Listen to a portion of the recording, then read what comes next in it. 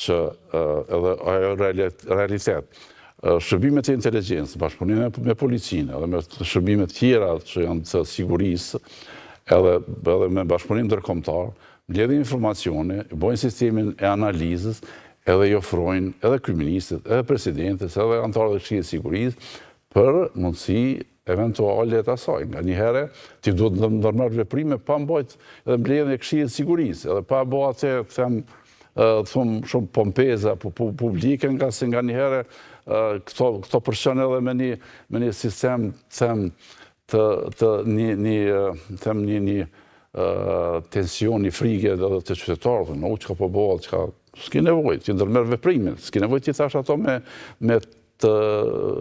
përqu apo me transmitu të opinionin, me kriju frikë. Me kriju një frikë, po, tension. Për këtë arsye, ti vepron sistem, rregull është, por jo të thosh, kjo është e tepër, thotë, po Serbia po pengon krimin e institucioneve.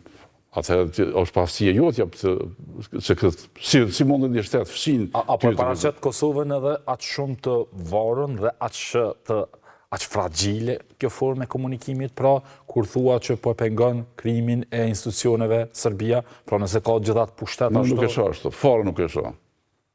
Mendoj që sistemi pjesa veriore është shumë në rregull, është kontrolli, nuk ka më ekstremist tjetër. Është çështje tjetër e integrimit, që duhet shumë më shumë të punohet, po jo tash të bëhet alarmante, jo ky rast. Do të pritur për ekstremistëve që ka me bë veprime terroriste, me hedhjet bomba, me këta, me atë. Po, këti kemi në kontroll. S'mund me thonë që s'kemi. Na jemi ballafaqur me 24 shtator të vitit 2023 me një situatë jashtëzakonshme. Ajo ka qenë edhe për një shtet shumë më të fuqishëm se Kosova, e ato vetë e kemi menaxhuar. Kemi bërë diçka punë madhore. Unë ato kam lavdruar disa herë, nga se dhe shtete shumë më të mëdha po të ishin ballafaqur me këtë problem, kishin me kon bajg problematik si me edhe ato ne shpejt e shpartallon grupin, pra e neutralizuan, por e shpartallon edhe bëm punën, edhe kapëm imazhet që kujtohet atëherë, shumë letë mos ishin incidimet me dronë, çka kishin thonë? Po jo, mërë, keni inscenu mua, po ku ta di çka tjetër. Të mohoj letë. Punë madhore. Kryjmë shumë shpejt, edhe s'ka. Për këtë arsye mendoj që ne i kemi institucionet, po flas sigurisë, po flas për çështje tjera, as ekonomisë, as shëndetësisë, të arsimit, por po flas për i kemi jashtë të qëndrueshme. Edhe për këtë arsye mendoj që ne do të veprojmë konform asaj. Tas po hyjnë edhe në aspektin e gjyqësorit, që ai po bën punën e vet. Normal nga një herë sa u prit për të hapë, për të ngritur akuza për këtë. Një vjet. Nga sa nuk është shumë lehtë, se pjesa edhe kryekriminali Radojčić iku, edhe iku grupa censorë atje, edhe normal ka pas probleme. Po çe u ngrit. Tash ne akoma në sanksione. Jemi në situatë pa drejtë, pa fajin ton. Po, për këtë u ankua kur ti edhe në Bruxelles edhe sot. Po më në fund u ankua. Është ankuar vazhdimisht. Shumë më herët, po, është dhënë për momenti kur është ngrit akt akuza, për ati momenti është dhënë në fanziv, pani pse jemi në sanksione, kur është bo...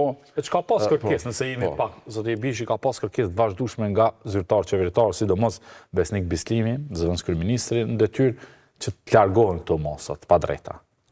Ajo është për dërim brendshëm. Do të diplomacia vepron ndryshme, vepron në qendrat vendosjes, nuk vepron brenda me deklarata ku ta diun apo me takime të rastit apo kalimthi me veç duket që tash janë edhe kurthuar, sepse e shihni, nuk e di nëse keni po ambasadori gjerman para disa ditësh këtu, tha që edhe unë jam i frustruar që nuk po hiqen mosat. Pra edhe vetë BE-ja nuk është se po mund ta marrë vendimin lehtë për t'i hequr. Eraldin, shumë lehtë mosat vendosen. Në është dosht të ndërmorë mosa mos të vendosen, kur në thirr për stensionim, na shumë vonë reaguam me përqindje të zvogëlimit forcave atje. Na erdhën mosat. Tash kemi 5 vende të Bashkimit Evropian që kanë me zvarrit çështjen e heqjes mosave. Nuk janë vetëm vendet mosnjose, Hungaria vend njës. Po, Hungaria tash është mike e Serbisë, apo thon. Për këtë arsye ne do të menduar shumë në aspektet e pra qendrës vendosjes, partnerët tonë strategjik, si të veprohet, e jo me aspektin tek anak, jo këto, jo ato. Për momentit, nëse s'na kanë besuar neve si qeveri, pra në pushtet, me raporte lidhur me rastin, po flas zoheret Banjskës si akti më i rënd i pas luftës, pra atëherë kur është palla këtë akuza prej prokurorisë, çka me prit tjetër, është dashur ofanziv e tërësishme që masat më heq ndaj Kosovës sanksione, edhe ndaj Serbisë më shpall. Pas, edhe zoti Mark Rutte, edhe ndim sekretari i tij, pra kërkun edhe ndaj Vučićit që nuk harrohet. Edhe rasti Majit, 93 pjesëtarë të KFOR-it të lënduar rënd, por edhe për rastin e Banjskës, domthonjë që ata kanë përgjegjësi. Na do të flet, po për këtë arsye ne akoma po bëjmë mbarrën e sanksioneve në mënyrë të padrejtë.